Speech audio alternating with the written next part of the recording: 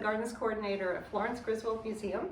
Today I'd like to talk to you about paperwhite bulbs, amaryllis, and planting your outdoor bulbs. There's still plenty of time to plant outdoor bulbs. I sometimes plant into January as long as the ground's not frozen, so I'll go over that with you at the end of this. First I want to talk about paperwhites. Paperwhites are actually a narcissus, a daffodil, and these are very conducive to chilling and then forcing into bloom. This is actually artificial, but you can see how it grows when you grow it indoors.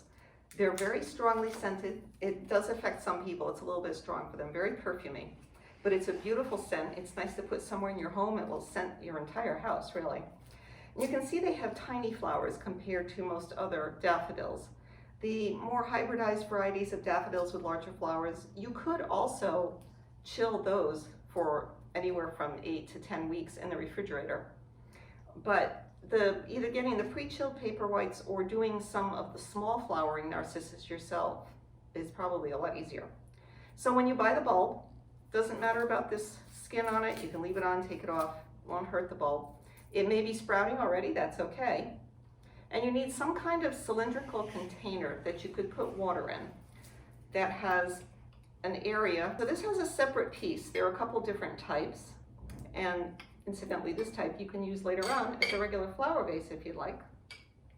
But you're going to use it upside down, and the bulb is going to rest just in there. Let me get one that really fits right in the edge. You have to kind of play around with the right kind of container.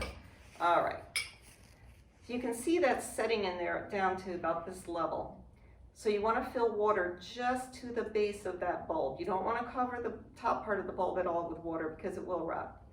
So keep the water level right at the very base, just barely touching the bulb. The roots will grow down into the water. So you'll see all the roots down here, which is kind of a nice thing too.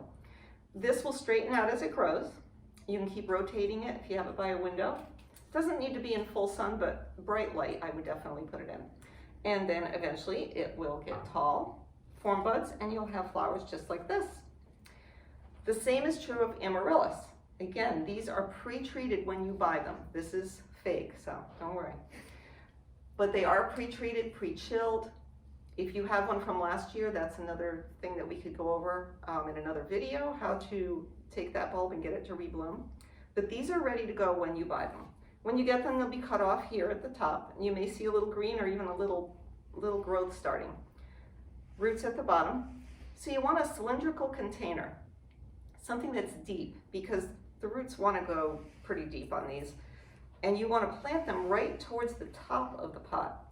You want them right at the edge. Don't bury it, and don't put soil above this level. About halfway up is good. You're going to place that in the pot. Grow it just as you would a house plant. Moisten it at first till it really starts to grow at the top. When you see some leaves coming, which you may have just leaves coming first and then the flower stalk, some will put out the flower stalk first. As soon as it starts growing, then you can monitor the water more closely to make sure it doesn't dry out completely. But I've even seen them bloom on the shelf when we've had them later in the season. So the watering part is fairly easy to do. Just, like I said, water it just like you would a house plant. And then I do want to talk a little bit about outdoor bulb planting. Now I do have here, I'm going to grab my gloves, because if you're planting hyacinth bulbs, you really need to wear gloves. The outside of them has a chemical that is very abrasive, irritating to some people, most people. If you get that on you and then you touch your face or your neck, you're not going to be happy for a while. It's kind of like nettles.